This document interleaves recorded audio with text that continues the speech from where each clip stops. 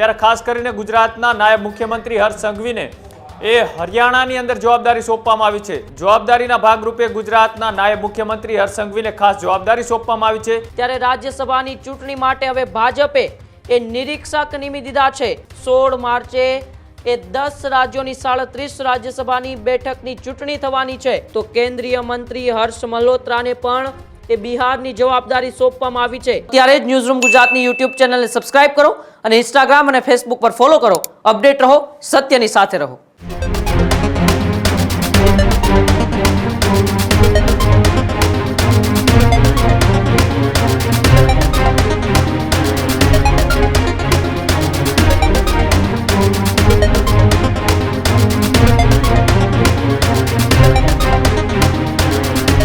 महत्वपूर्ण समाचारों साथे तो आवनारी 16 मार्चना रोज समग्र देशनी अंदर राज्यसभानी चूंटणीओ योजावानी छे।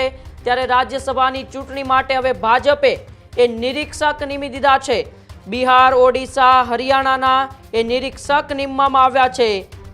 राज्यसभानी चूंटणीने लईने हवे भारतीय जनता पार्टीए तैयारी करी दीधी छे। 16 मार्चे 10 राज्योनी 37 राज्यसभानी बेठकनी चूंटणी थवानी छे। त्यारे राज्यना नायब मुख्यमंत्री हर्ष संघवीने हरियाणानी जवाबदारी सोंपवामां आवी छे। छत्तीसगढ़ना नायब मुख्यमंत्री विजय शर्माने बिहारनी जवाबदारी सोंपाई छे। तो केंद्रीय मंत्री हर्ष मल्होत्राने पण बिहारनी जवाबदारी सोंपवामां आवी छे।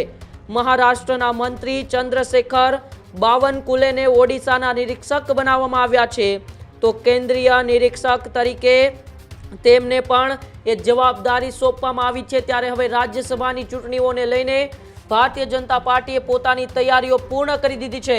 अलग अलग बेठको उपर फॉर्म भर्या बाद हवे निरीक्षक पण निमवामां आवी दीधा छे अने राष्ट्रीय प्रमुख નીતિન નવીને તે નામોનું લિસ્ટ પણ જાહેર કરી દીધું છે। તેમાં રાજ્યના નાયબ મુખ્યમંત્રી હર્ષ સંઘવીને હરિયાણાની જવાબદારી સોંપવામાં આવી છે। હરિયાણાથી જે રાજ્યસભાની ચૂંટણી માટે બેઠક માટે ચૂંટણી થવાની છે તેને લઈને હવે રાજ્યના નાયબ મુખ્યમંત્રી હર્ષ સંઘવી હરિયાણાના નિરીક્ષક બન્યા છે।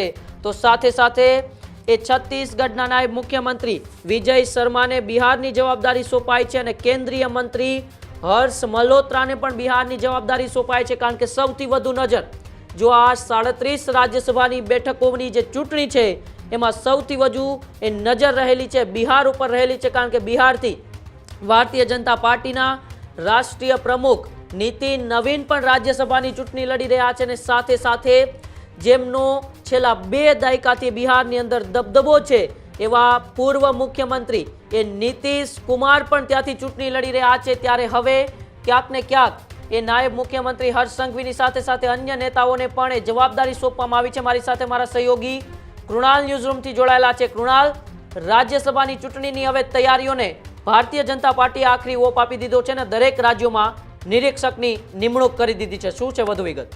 बिल्कुल जे रीतना राज्यसभा खाली पड़ेली सीटों चूंटणी प्रक्रिया शुरू थई चूकी है।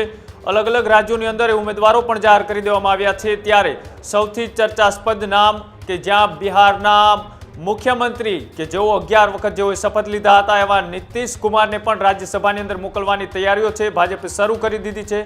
साथ ही भारतीय जनता पार्टी राष्ट्रीय अध्यक्ष નીતિન નવીન કે જેઓ પણ રાજ્યસભાની ચૂંટણી છે તેઓ ભારતીય જનતા પાર્ટી તરફથી લડવાના છે અને ખાસ કરીને જ્યારે ચૂંટણીઓ લડી રહ્યા છે ત્યારે તેઓની જવાબદારીના ભાગરૂપે અલગ અલગ નેતાઓને વિસ્તારની જવાબદારીઓ સોંપવામાં આવી છે।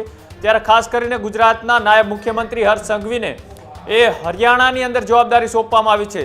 હરિયાણાની અંદર રાજ્યસભાની જે ચૂંટણી છે તેમાં ઉમેદવાર અત્યારે જે જાહેર થયા છે એમાં સંજય ભાટિયા કે જેઓ હરિયાણાની અંદરથી રાજ્યસભાના સાંસદ તરીકે ભારતીય જનતા પાર્ટીના ઉમેદવાર છે। અને જો વાત કરવામાં આવે તો હરિયાણાની અંદર મુખ્યમંત્રી મનોહરલાલ ખટ્ટરના ખૂબ નજીકના વ્યક્તિ પણ તેઓને માનવામાં આવે છે। એટલા માટે તેઓને રાજ્યસભાની જે જાહેરાત છે ભારતીય જનતા પાર્ટી દ્વારા કરવામાં આવી છે। કર્નલ લોકસભા જે સાંસદ વિસ્તાર છે તેમાંથી તેઓ સાંસદ પણ રહી ચૂક્યા છે। એટલે કે સંજય ભાટિયા વિસ્તારના ભારતીય જનતા પાર્ટીના દમખમ પીઢ અને खूब महत्वपूर्ण विस्तारनी अंदर कामगीरी करी चूकेला नेता छे। एटला ज माटे हवे तेओना अनुभवना आधारे तेमनी कार्यप्रणालीना आधारे तेओने अत्यारे राज्यसभानी अंदर हरियाणानी बेठक उपरथी मोकलवामां आव्या छे अने तेओनी साथे ज तेओ ते विस्ताરના सांसद पण रही चूक्या छे कर्नल लोकसभाना।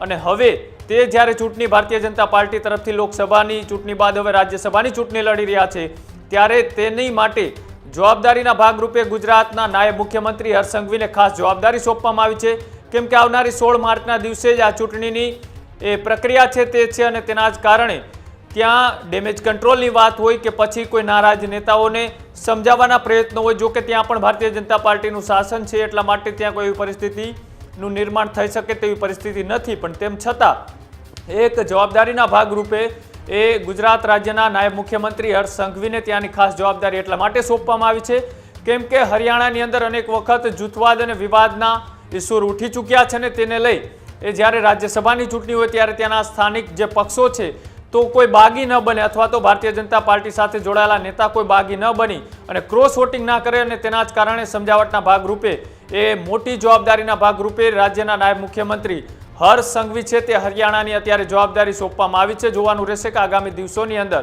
એ સંજય ભાટિયા કે જેઓ રાજ્યસભાના સાંસદ છે તેને જીતાડવામાં એ હર્ષ સંઘવીની કેટલી મહત્વપૂર્ણ ભૂમિકા રહેવાની છે. જી બિલકુલ, આભાર કૃણાલ સમગ્ર માહિતી બદલ. ત્યારે જ ન્યૂઝરૂમ ગુજરાતની યુટ્યુબ ચેનલને સબસ્ક્રાઇબ કરો અને ઇન્સ્ટાગ્રામ અને ફેસબુક પર ફોલો કરો. અપડેટ રહો, સત્યની સાથે રહો.